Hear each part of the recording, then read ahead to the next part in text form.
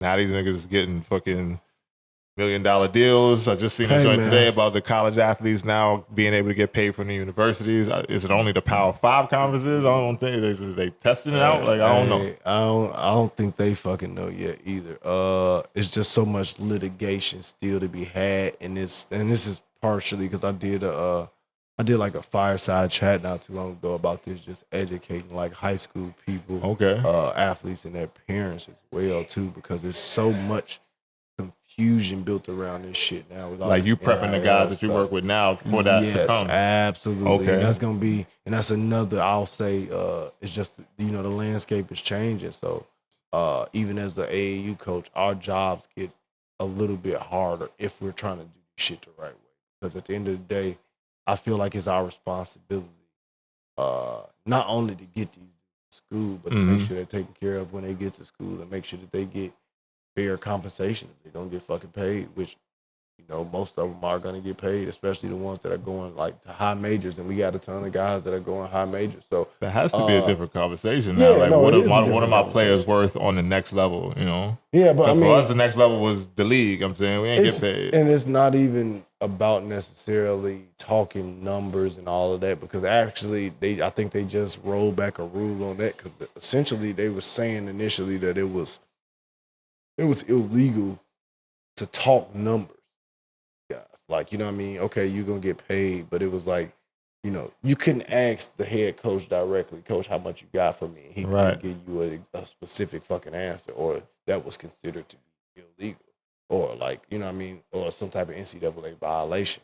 And I think they rolled the rule back on that because somebody appealed. It had some shit happen in football, and somebody appealed that because they were trying to get one of the football teams saying that they were telling guys like how much money that they were going to make, which is the dumbest shit ever anyways. Like, well, if they can't tell me, who the fuck can tell me? Like, what I mean? Just it doesn't make a lot of sense. Especially if that's a determining factor in your decision to go to that school. I was saying all of that just to say this, is that it's a landscape that's still developing. Shit is going to keep changing. They're constantly in court. There's constant litigation going on back and forth. So more than anything, it's like our job is to, number one, educate these guys, try to educate their parents somewhat, just so that they can make sound decisions. And the second thing, and I'll say this because this has been a big part of that, is just getting these guys set up with trustworthy representation as well, too. Because now that's a part of the game. Like, you see a lot of these reports now about college basketball and the transfer portal guys, and a lot of these things are getting leaked or broken where media members are actually talking directly to guys' agents. Like, they're speaking on how, it's not legal to have a professional agent, but they're NIL representative. Like, that's fair game. So that makes the whole shit even like I knew that, but now it's just hitting me even more. Like, somebody's like basically brokering these deals for the college athletes. You got. I mean, they have to be. It's too much. There's too much money at stake. You gotta have somebody this, and that's the scary part, is that, believe it or not, they don't have to have NIL agents, but then you going into a room with a university or with nobody to collective, speak to you, and they tell you, we're gonna give you $25,000. Well, you throw a fucking bone to a starving or a homeless person, they're like, God damn, that's a good ass. $25,000. Thank you. Like, no, fuck that. Yeah. This dude next to you getting $175. What the fuck are you talking about? You're getting lowballed and you have no fucking idea. Yeah. So you're just gonna take whatever they give you. So if nothing else, you want to be aligned with people or representation where they can have those conversations outside of that room, and they're doing work with these people on a regular, and they have other clients, so they have a better gauge for the actual market, because all of these deals aren't necessarily public knowledge. Like, it's not, what I'm saying? Nobody's out here posting and saying every player. Like, don't get me wrong, some of this shit is getting leaked where you finding out, like, the big ones, this kid made $2 million or $1.5 million. Yeah, you hear some of the rumblings and stuff, and some of that shit is true, some of it isn't. But for the most part, like, you know what I mean? Like, you don't really know. Like, it's not public knowledge, or it sometimes it be like the local shit, like the local restaurant or some shit that want to throw money to a kid to do a little ad. And that's one of the big things that we talked about at the fireside chat. That's a big, just like it's a bridge where people don't understand that, like the difference between NIL money and collective. Like that's the big thing. Like collective is a big fucking word right now in this space, because 90% of these motherfuckers are getting their money from a college collective, not NIL. So NIL is just basic name, image, likeness. And this is what I try to explain to our guys. They always talk, oh, NIL. They don't really understand. Like, no, if you really break it down, no fucking body out. 95% of these kids aren't making fucking money and getting deals off real NIL stuff. Like you see Caleb Williams, Angel Reese, and Caitlin Clark. Right. I'm trying to think of else. Shadua Sanders. Like just to name a few, like the heavy hitter. Now those motherfuckers are making money. They're making lump sums of change for all of these appearances, but they actually got real brands that are trying to attach them, attach themselves to the player. 95% of people don't have that type of star power. Like I don't give a fuck if you're the best player on your team and a mid-level Big Ten team or a low-level Big East team. Like, you're not getting the fucking KFC commercial. Yeah, no. Like, you know what I'm saying? No, like, sure. You're not getting a Skechers deal. You're not getting a Reebok deal. You're not getting a Nike deal. Like, that shit just ain't happening. So it's like, when they hear NIL, they think, oh, I'm getting this, I'm getting that. No, that money is usually coming from the collective.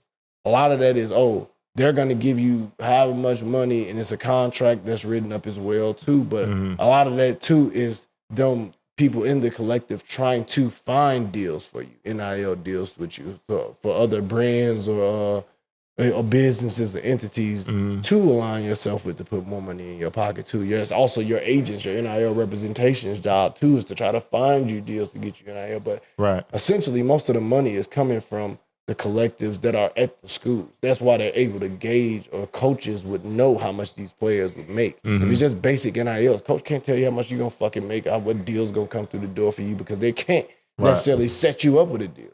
Right. So, you know what I mean? It is what it is in that aspect. But, I mean, it gets confusing, and a lot of people get bad information. Everybody just think, oh, well, I'm going to go do a commercial here. I'm going to go do it. I'm like, man, don't nobody know who the fuck you are. Like, ain't nobody paying you. Like, they don't understand that, like, as a pro, you know what I'm saying? Nah. They're being around it for years. I get that. Like, even me, I was a good player. I think Harold's Chicken was walking through the door to let me do it. Like, fuck out of there.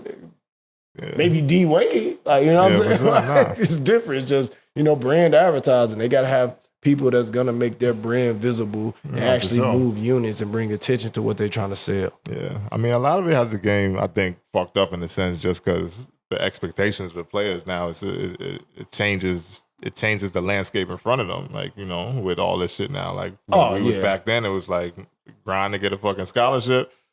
You get to college, you try to make the most out of that experience, and then you see what other professional opportunities you have from then until then you ain't making no money, really. No, absolutely. You know, broke college kids. Yeah, so the way they moving around now, it's like, you know, I'm all for the players getting their money, you know, but I think sometimes just seeing how it transpires with a lot of these guys and just the moves they make, the whole transfer portal shit, just jumping around, it's literally turning into like NBA free agency in the summer. Like, you know, who can offer me the most money? Exactly. I mean, but in the same, it changes the game, but fuck, can you blame them? Nah. Like, damn. Like, dude, they're maximizing their opportunities. And it's so crazy. And you know this, and I know this because we did it. It's such a small amount, even in college, of those guys that get an opportunity to go on after playing college and make real fucking money playing basketball. Like, don't get me wrong, I was fortunate. You were fortunate. We actually had a good group of guys that were fortunate, but shit, for decent careers for a decent amount of time. Everybody wasn't making buku money. Like, you know what I'm saying? Everybody wasn't hitting six figures. Like, you know what I'm saying? Overseas, especially to start off, like, you know what I mean? So it's like, which is a common misconception too. Like people think you jump over there, your checks is like, it's like, bro, nah. You got to build yourself up. It's like, you know nothing. Unless you're going out and you just like an NBA draft pick, you might get like a high level team to bite on you and get paid decent money. But for the most part, you know, you got to go over there. They want to see if you can do whatever they think you could do in Europe, because it's a different game, even from college. So, you know, it's a different challenge for you. So, I mean, but it's just crazy to me though, because it's like they're getting this money. These kids they're getting paid, man. But shit, they using those extra years eligibility. It's like they don't want to go nowhere. Yeah. Like, I remember, like, you know, Creams to mess with us. Like, oh, you want a red shirt? Hell no, I don't want no red shirt. That's like I'm shit. doing 4 and out. I don't want to spend another day. That's how we used to look at it. Now, looking back on that, did we miss it? Hell yeah. I wish we would have slowed that shit down. Once we kind of got through the fire and got the hang of it, because those are some of the best days of our lives. But going back to it, going to it now, it's like, man, shit, what am I gonna leave college for? If I'm not gonna be a sure shot guy that's gonna go and play EuroLeague or go to the NBA, and I can make 6 figures a year playing college basketball in my comfort zone, playing in front of my fans and my family on the campus that I'm super familiar with. I got friends with. I got people that I've developed relationships with. Yeah. I get to stay stateside too. I don't have to leave the country to do it. Yeah. Man, why the hell that hop across the water change. It's hard to turn down, bro. It's hard to turn down. Yeah, I can only imagine what it's doing to the overseas market right now, especially when the overseas teams. Like, I just had a conversation with my homeboy who was playing in Switzerland when I played there, and he reached out to me about some other things, like he's doing post basketball now, because he was in the kind of like the state like you, like I'll play if I have to or want to, really, but I'm not really in a rush to take no deal right now that looks like, again, a fraction of what I'm used to making. So with the overseas teams not having as much money and the kids here now getting all this money while they're in college, I assume it's just next 4 or 5 years, the basketball market looks even crazier, Yeah, for sure. But again, you can't blame them, because shit, if you told me at whatever age they are, 19, 20, that I was going to be making $60,000, $70,000 a year just off the collective or NIL or whatever, hell yeah, I'm taking it. Yeah. Hell yeah, I'm taking it. I mean, some of those dudes are doing themselves a disservice too, though. So let me not act like it's all glitter and rainbows either, because some of those dudes are selling themselves out. They sticking around for this money now. Keep in mind, all of this shit is getting taxed too. So there's Uncle Sam cutting into that shit, or they're gonna be paying some back tax eventually, which is gonna ruin them. But yeah, they're getting taxed on it. But some of these dudes are lowering their value as pros in the process too, with all the jumping around. I mean, you know how it works now too. The longer you stay in school and then you come out of school, you're a dinosaur already. Your value drops. You're a dinosaur already. Like, it was crazy. Like, I came out in 2009, and you know what I'm saying? Like, I was considered the OG. Like, you know what I'm saying? I was an old guy because I played fucking 4 years in college. It was like, I was already 21, shit. I wasn't a little kid no more. Like, I was a grown ass man. Like, I was ready for the NBA. Like, I had did stuff before in my life. Like, you know what I mean? Like, I was good. A lot of the counterparts were 18, 19, 20. Like, you know what I'm saying? They were just, not to say that I was just 10 times older than them, though. It was just a gap there. So it was like, oh, that gap matters. You know what I'm saying? Because they look at that gap and they say potential. Like, man, he doing all this. They close. They pretty close and shit. Well, he 3-4 years younger than him. Like, that increases their value. Like, more teams are inclined to take a chance on a guy that's younger and has more room or space to grow essentially and get better. So, like, you know what I mean? Like, some of these guys are doing themselves a disservice there because they sticking around too long, and then it's like, shit, sometimes people get too good of a look at you and it's like, he probably won't be good at this level either. Facts. And you end up starting from the bottom for real, and that's gonna hurt. That's gonna hurt bad when you getting paid $500,000 in college, and then your ass gonna go overseas, and it's gonna be like, yeah, we got a hot $70,000 for you tax free. Yeah, like shit. But you know what I mean? Obviously, it's obtainable to get up and get to M's because the money is there. But it's like you got to show and prove over there. There ain't really a whole lot of shortcuts unless you just get a great situation out the gate. Nah, that's a fact. That's a fact. Yeah, I never thought about it like that though. Yeah, you might mess yourself up by staying in college. Yeah, you stay too long. Hell yeah. I mean, because don't get me wrong, you gonna get paid, but it's like shit. Long term, how long you gonna play for? Like, you know what I'm saying? I think of how many years we played for how much money. Too, that's what I'm saying. Like, you want to try to establish yourself as a pro too in some regard, so that you can start stacking those big checks once you get to the level that you're supposed to be at. Word, nah, for sure. Moving forward, last and not least, before we get out of here, I know I do the real talk segment at the end of every pod to kind of leave people with something to think about. Not that we've had a lot of that on here. I think it's a little bit more of a meaty pause pod, just because we got a lot of gems going on. But just to close it out, you being someone who has been in the ranks of professional basketball for a long time, I'm big and have been big on my platform about speaking about the transition away from the game and how that goes for players. Yep. And it looks one way for one person, it looks another way for another person. So I think as one of the guys who's been there, done it, and now has stepped away to be the quote unquote civilian that, I am, you are, a lot of our compadres now either turn to or have been there for years. So I think I'm big on opening up those conversations just because I think that it goes overlooked how much that takes to actually transition your whole existence to something else. So how's that been for you?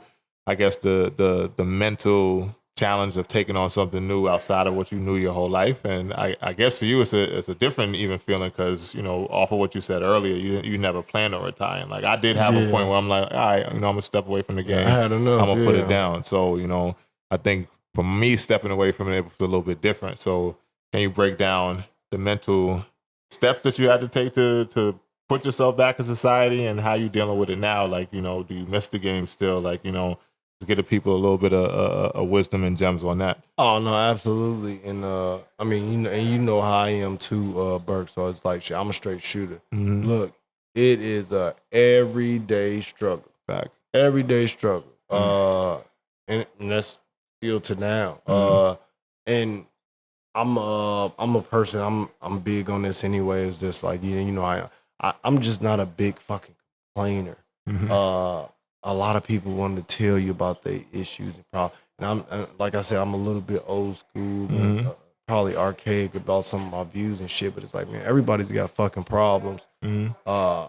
Why do I need to burden other people telling them how fucking hard I got it or what I'm going through and how hard it's been for me? And it's not to say that that's the right thing for everybody else because mm-hmm. obviously a lot of people need to express that and it helps them mentally or, you know what I'm saying, even just get going and put them in a positive frame of mind in some cases. But for me, it's just something that I've been quietly and privately working through. Mm-hmm.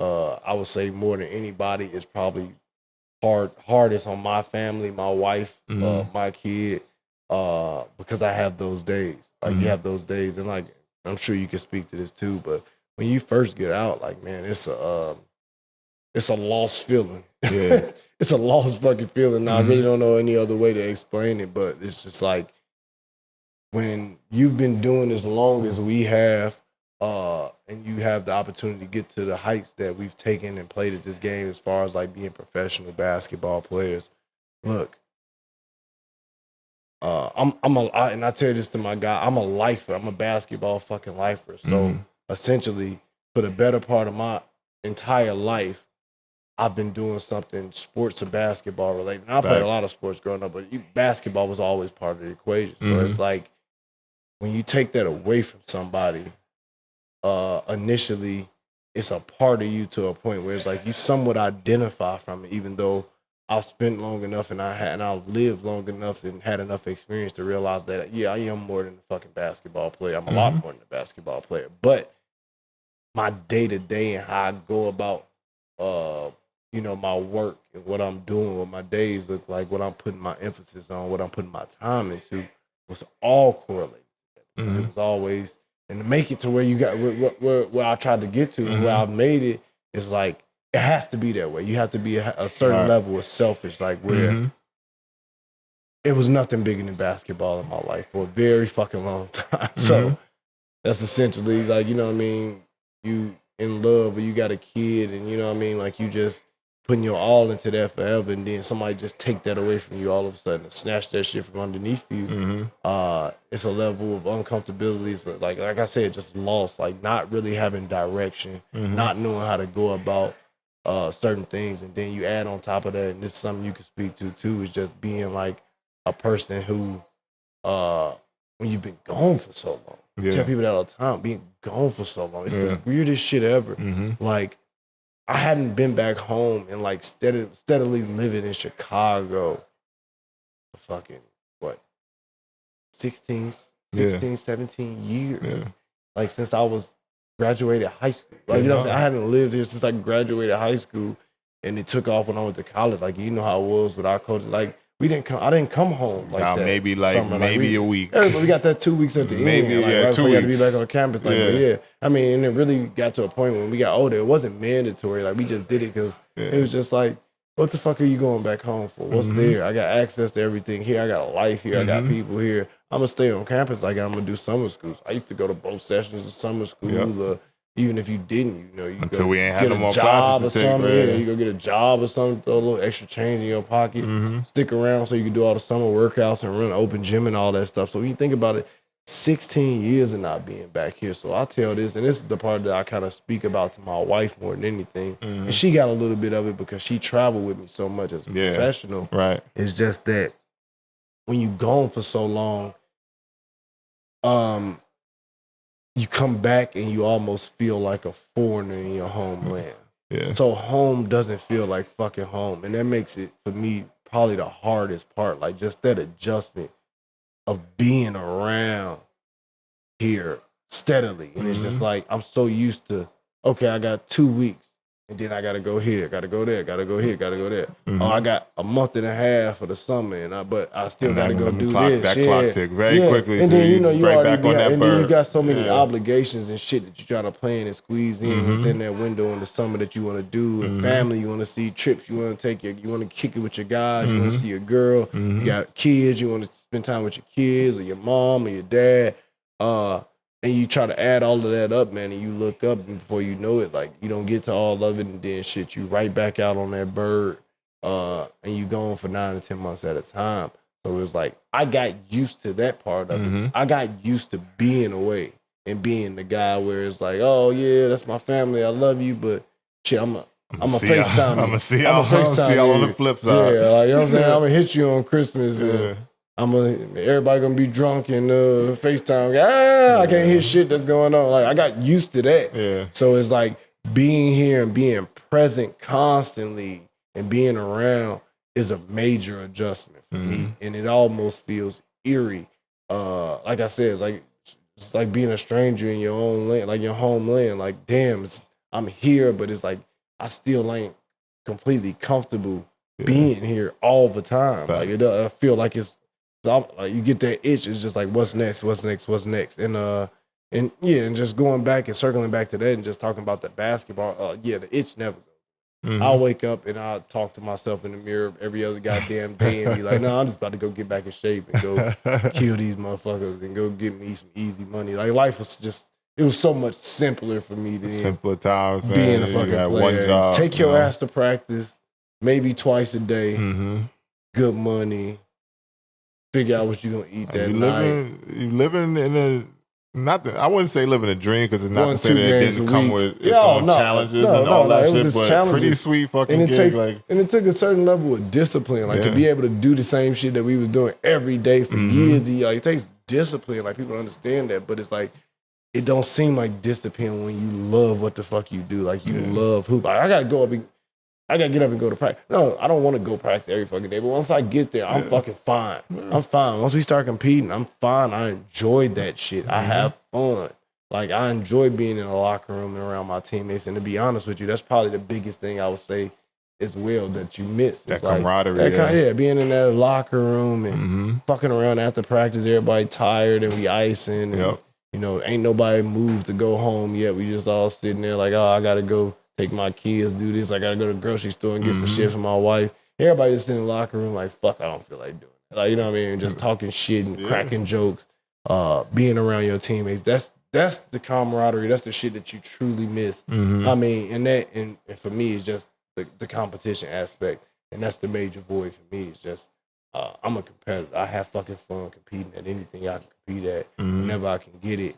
And there's nothing that's quite come close to how it was for me, just getting on the court and actually playing and being able to go impact the game with my play as a player. So that's a hard part as well. Yeah, for sure.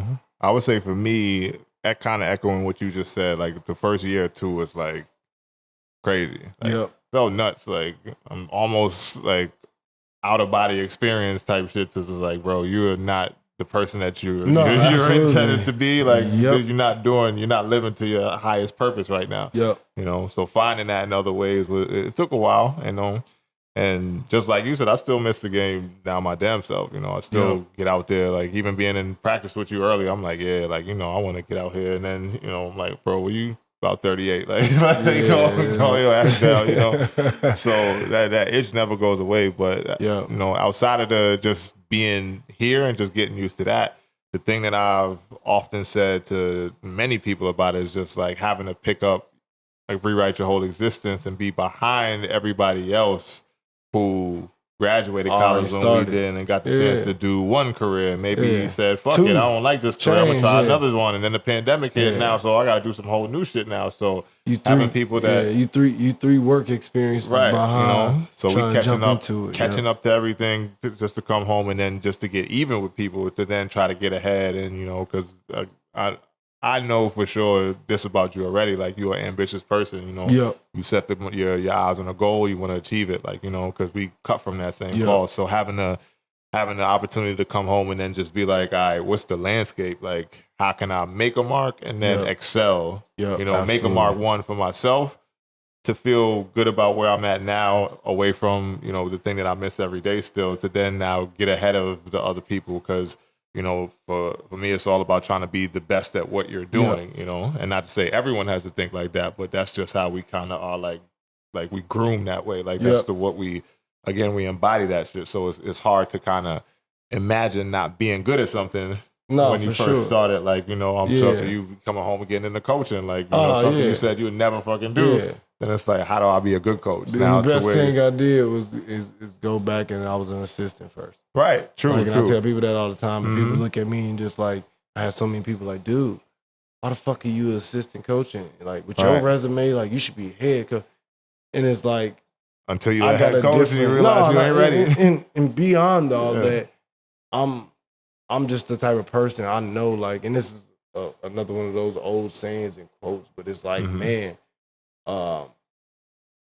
great, fuck it. Like you got to be a great follower before you can be a great leader. Facts. And I truly believe that. Like, I didn't step into that shit as much as I knew about basketball. I tell people all the time, I had every experience possible. I played at the highest level possible. So do I know more than 99% of these motherfuckers, even the one, you know what I mean? Like, even the guys that, like, hell yeah. Facts. But it's not about that, because there's so much more that comes with the job of being a head coach. There's so much more that you need to learn and shit that you don't think about. So it's like, I did want to be an assistant first, kind of like earn my bones and get that landscape and get a firsthand view of all of that shit, so that I am prepared for that if I ever decide to take that next step.